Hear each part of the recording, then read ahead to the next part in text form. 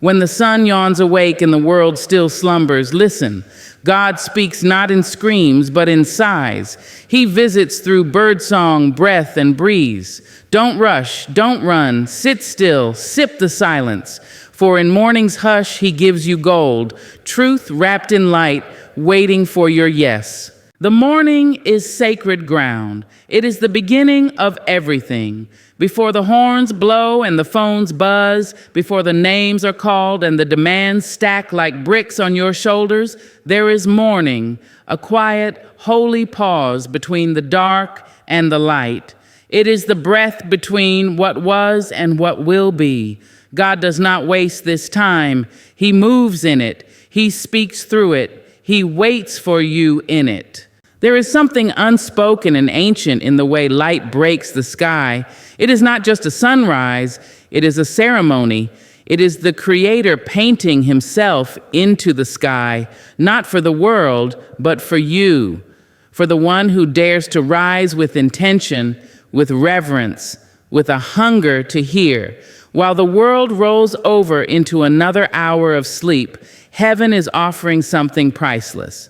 Not because it is loud, but because it is gentle. And in that gentleness is glory. To meet the morning without rushing is to honor the sacred. To sit with your soul in the earliest hours is to remember that you are more than your inbox, more than your tasks, more than your performance. You are breath. You are dust and wonder. You are a vessel. And in the morning, the vessel is still, empty, waiting, ready to be filled by something eternal. If you miss the morning, you miss the filling. You miss the whisper. You miss the invitation. The ground of the morning has not been trampled yet by complaint, worry, or ego. It is clean. It is new. It holds the dew of heaven, and it dares you to walk on it barefoot with your heart wide open.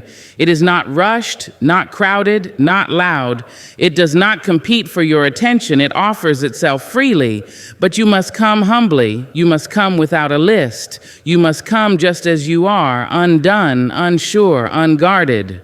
Morning is not just a time of day, it is a portal, a thin space where heaven bends low to meet earth, where the spiritual becomes audible. The Spirit speaks not with fanfare, but with presence. And the one who walks onto the sacred ground of morning will notice things others miss. The way the light touches a leaf, the stillness of a closed door, the ache and joy in your own chest. These are not small things. These are holy signs. God has always moved in the morning. It was in the cool of the day that he walked with Adam. It was early when the women found the tomb empty. It was at dawn that Jesus rose. There is something divine about first light. Something eternal about beginnings. God does not scream in the morning. He whispers because he trusts that only the hungry will listen. Only the humble will rise. Only the worshiper will pause and say, "Speak, Lord, I'm here." To claim the morning is not about perfection. It is about posture. It is about showing up when the world is asleep and saying, "I want to begin with you." It is to say that you believe beginnings matter, that your soul matters, that hearing from heaven is not optional, it is essential. The morning is sacred ground, not because of what we do, but because of who meets us there. And when you honor that meeting, you do not walk away the same. Something invisible shifts, peace is planted, wisdom is whispered, and you carry that sacredness with you into every hour that follows. Silence is a language. It speaks when words collapse, when noise wears thin, when answers hide behind clouds and sighs. Silence does not mean absence. It means presence in its purest form. In silence, we hear what sound often smothers. We touch what words often miss. We are met not with explanation, but with encounter. And in that quiet encounter, God speaks. We have been taught that communication must be loud, clear, and constant. But the Spirit does not always obey the rhythms of our culture. Heaven has never been in a hurry. Divinity has never needed a microphone. Silence is the native tongue of eternity, and those who learn to sit in it will hear truths that shouting cannot reveal. There is a kind of courage required to sit in silence. It demands trust. It demands patience. It invites vulnerability. Silence leaves us alone with ourselves, and that is precisely where God begins to speak. He speaks in the stillness between heartbeats, in the space between inhale and exhale, in the gentle hush where our striving finally stills. When our hands are no longer busy proving, fixing, or grasping, He fills them with Himself. Silence is not empty. It is full of things waiting to be heard. It is the soft canvas on which God paints peace, the sacred chamber where anxiety dissolves and clarity is born. It is in the silence that we remember who we are, not performers, not competitors, not consumers, but beloved beings cradled by grace. In the noise, we forget. In the silence, we come home. Some of the deepest revelations do not come through sermons or songs, but through sacred quiet. When the world sleeps and your soul stirs, that is when silence opens like a door. You begin to hear echoes from another world, faint but real. Conviction does not shout. It settles like mist. Comfort does not parade. It curls around your soul like warm cloth. God does not always answer the way we expect, but He always responds. Sometimes the response is silence itself, and in that silence is a love deeper than language. There is no need to fill every gap with words. There is no glory in constant speech. Some things are too holy to be said. Some truths are too weighty to be spoken out loud. That is why God wraps them in silence, and only the quiet-hearted will notice. You must become still to understand. You must stop asking long enough to receive. You must be silent long enough to hear your own soul say, "Here I am." The prophets learned it. The mystics knew it. Even the Son of God withdrew into silence to commune with the Father. It was not weakness, it was wisdom. It was not retreat, it was returning. We are invited into that same wisdom. We are called to listen, not with ears alone, but with spirit, with surrender, with a willingness to sit in the space where nothing is said, yet everything is spoken. There is a hush in which healing happens. There is a pause in which peace arrives. If you fear silence, you will miss it. If you run from it, you will never receive the fullness of what it carries. But if you embrace it, if you make room for it, it will teach you things noise never could. Silence is not the absence of God. It is the stage on which He shows Himself most intimately. And the one who learns to speak the language of silence will never again be afraid of stillness. For they know, even when nothing is heard, everything is being said. Your soul is most awake then, at daybreak, when the world has not yet remembered its obligations and your mind has not yet fastened itself to tasks. Before the rush, before the routine, there is a moment that belongs to you and to God alone. In that early stillness, your soul lifts its face, unmasked and unburdened, and listens. There is something about the morning that loosens the grip of the world. You are not yet tied to expectation. You are not yet dressed in your armor. You are simply you, open, raw, available. In the early hour, you are closest to your truest self, the part of you that knows what matters, the part of you that remembers heaven, even if faintly. When the sun rises, it does more than warm the skin. It calls to something ancient and eternal within. It stirs the soul that slumbers beneath the layers of habit and fear. It beckons the quiet part of you that still believes, still hopes, still longs for more than survival. God waits for you in that moment, not because He cannot speak at other times, but because your soul is most awake then. It is less guarded, less distracted, less tangled in the noise of ego. It is sensitive like the hush before a prayer, like the stillness of breath just before you speak. And when the soul is awake, it can receive what it would otherwise resist. Grace finds it easier to land. Wisdom does not have to shout. Conviction does not feel like shame. It feels like a gentle nudge from a loving hand. You see yourself more clearly in the morning, not through the lens of comparison, but through the gaze of your Creator. You are not yet caught in proving or pleasing. You are simply alive. That alone is enough. In this tender hour, even your flaws look different. They do not accuse, they remind. They remind you that you are growing, that you are still in process, that you are loved even now. The soul that is awake is honest, but never hopeless. It sees truth, but through the eyes of grace. The morning is a sacred threshold, and your soul knows it. That is why you sometimes wake up with tears you don't understand. That is why your spirit feels soft, tender, reachable. There is no need to rush past this moment. There is no need to fill it. Sit in it. Let your soul stretch. Let it breathe. Let it speak to the one who has been waiting, not with disappointment, but with delight. It is not weakness to need this time. It is wisdom. To care for your soul is to care for your life. When the soul is awake, the body follows. Decisions change, reactions soften, vision clears. You are no longer just functioning, you are living. The voice you hear in the morning is not your imagination. It is the whisper of the one who made you, reminding you of who you are before the world tries to rename you. Don't sleep through this gift. Don't cover it up with screens and schedules. The alarm may wake your body, but it is the stillness that awakens your soul.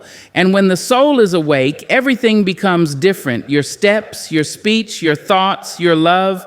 You do not have to chase peace. It meets you there. You do not have to beg for direction. It finds you. Because your soul, wide-eyed, wonder-filled, newly awakened, knows how to listen. And more than that, it knows where home is. Stillness is strength. Not the kind the world applauds, not loud, not forceful, not fast. It is a quiet power, one that holds ground without shouting, one that stands firm without frenzy. Stillness is not doing nothing. It is doing the unseen, the eternal. It is choosing to pause when everything in you wants to push forward. It is choosing to listen when your mind demands answers. It is the holy defiance of a soul that says, I will not be moved by panic. I will wait on purpose. There is a deep kind of strength in stillness because it refuses to be ruled by fear. It does not chase what was never meant to be caught. It does not fight battles not assigned by heaven. It sits. It breathes. It knows that to be still is not to be idle, but to be anchored. In a world driven by noise, urgency, and performance, stillness is a rebellion, a sacred rebellion. It says, I trust something greater than myself. I believe movement is not always progress. I believe rest is not weakness. Stillness is where the soul speaks honestly, where you meet yourself without performance. You come not to produce, but to be present. And in that presence, strength grows, not the brittle kind built on approval, but the deep-rooted kind built on identity. When you are still, you remember. You remember who you are, whose you are, and what you are here for. That memory, that rootedness, is strength the world cannot touch. To be still is to make room for clarity. Noise confuses, movement distracts, but stillness clears the fog. It invites heaven to speak. It prepares the heart to receive instruction that cannot be delivered in chaos. Stillness is where the answers come. Not always quickly, not always the ones we expect, but always with the weight of truth. Stillness is not about control, it's about surrender, and there is nothing stronger than a soul surrendered to the voice of God. Strength in stillness is not measured by how long you sit or how little you say. It is measured by how fully you trust. It is the strength of not reacting in haste, the strength of holding your peace when provoked, the strength of choosing presence over productivity. There are battles won in stillness that noise can never touch. Some storms are calmed not by shouting louder, but by refusing to be moved. The storm may rage around you, but stillness plants your feet in peace. Stillness is the space where God shapes character, where ambition is softened by wisdom and ego is trimmed by humility.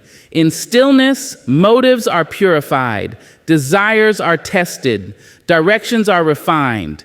This is not passive waiting. This is powerful transformation.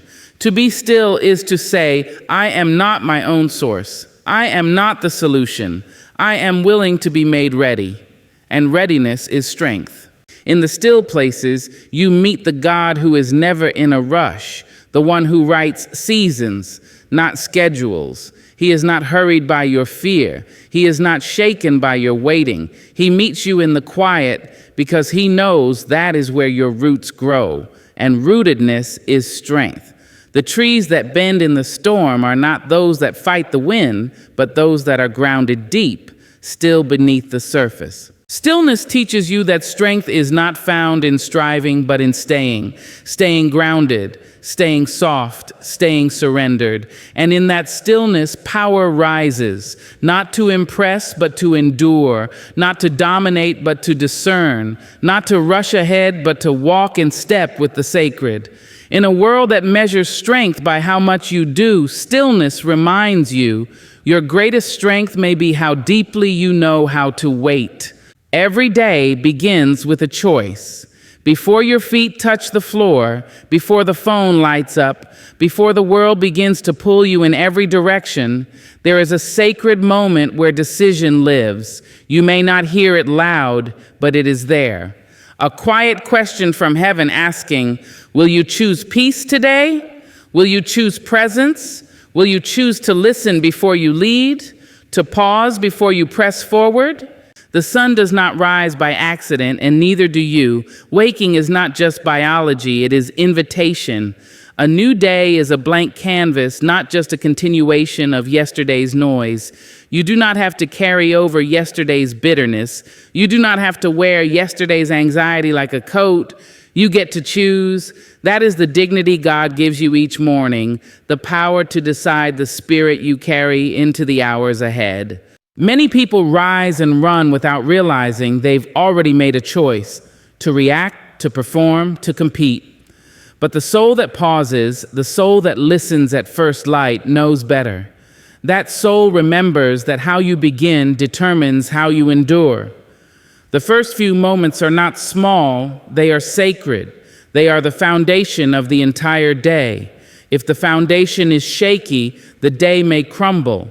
But if the foundation is steady, built on trust, on stillness, on intention, then the day has a different weight, a holy strength underneath it.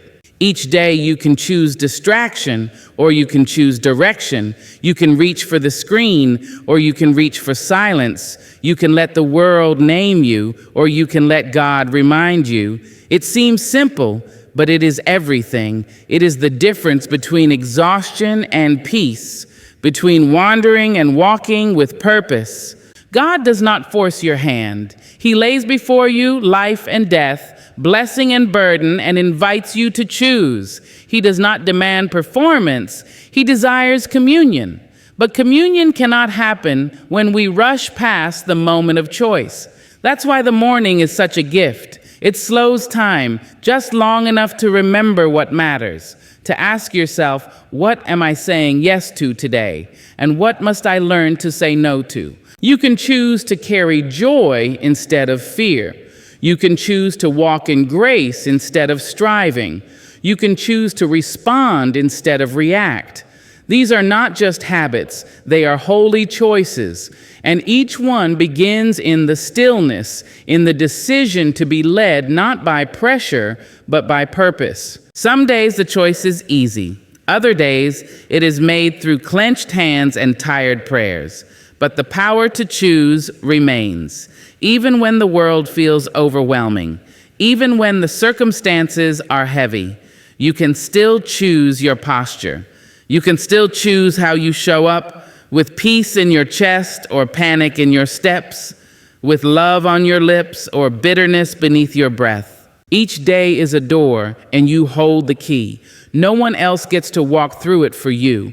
No one else can choose your spirit for you. And so, you must be intentional. You must be gentle with yourself, but firm in your resolve. The day does not begin when the world speaks. It begins when you listen. It begins when you choose, not just what you will do, but who you will be. And that decision, made in stillness, will echo through every hour that follows. God doesn't shout, he sings, not because he lacks power, but because he cherishes intimacy. His voice is not thunder meant to frighten, it is melody meant to draw near. In a world that demands volume and spectacle, God offers something softer, something deeper, something that cannot be heard by hurried hearts. He sings, and only those who quiet themselves can catch the tune. The song of God is not performed on stages. It is not blasted through loudspeakers or forced upon ears. It comes in the quiet moments, when the wind brushes the trees, when the light streams across the floor, when the ache in your chest suddenly feels understood. He is not trying to impress you. He is reaching for you, with notes that carry healing, words that wrap around wounds, and harmonies that your soul has always known, even if your ears have forgotten. The world equates strength with shouting. It says louder is better, faster is success, and silence is weakness. But heaven tells another story. Heaven tells of a God who created galaxies not by screaming, but by speaking. A God who whispered light into existence. A God who chose a stable, not a palace. A God who reveals himself not in earthquakes, not in fire, but in a still, small voice. That voice is a song, and it sings over you. When your spirit is tired, when your heart is restless, the noise of the world does not soothe, it strains. But the song of God settles deep. It finds the places you've tried to hide, the corners of your soul you thought were too broken to bring into the light. He sings not to expose, but to embrace, not to correct with cruelty, but to remind you, you are still loved, you are still held, you are still his. You may miss the song if you are waiting for a shout. You may overlook it if you're only listening for signs written in sky-sized letters. But the ones who sit still, who lean in with quiet expectation, they hear it. They hear the lullaby woven into every morning, the anthem of mercy that hums behind the chaos, the chorus of grace that meets them before they even speak a word. God doesn't compete for your attention. He waits. His song is not desperate, it is deliberate. He knows the power of a quiet love, the strength of a patient melody, and when you do finally pause, when you do finally listen, you find that his song has been there all along, in the laughter of your child, in the silence after your tears, in the way your breath catches when beauty surprises you. There is healing in that kind of music. It doesn't come to entertain, it comes to transform. It calls you back to yourself. Back to him. It teaches you to listen not just with ears, but with your spirit. You begin to realize that not all songs need lyrics to be understood. Some truths are too sacred for words, so he gives them to you in rhythm, in rest, in resonance. To say God sings is to say he delights, not in your perfection, but in your being. His song over you is not conditional, it is constant. It does not rise and fall with your performance. It flows from who he is, faithful, loving, near. You do not earn it, you receive it, you return to it. And when you walk through the day carrying that song, you walk differently, you speak gently, you live slowly, you love deeply, because you've heard something sacred and it's still echoing in your soul. Each morning offers more than minutes and sunlight, it offers a meeting. In the hush before the world stirs, God speaks, not in shouts, but in stillness, in song, in silence. The morning is sacred ground where your soul is most awake, where stillness becomes strength, and where you are invited to choose presence over pressure. In those quiet moments, heaven is not far off. It leans in. It does not demand performance. It whispers truth. It sings love. And if you will listen, truly listen, you will find that God has been speaking all along, waiting not to impress you, but to transform you. All he asks is that you rise, that you come, and that you make room to hear.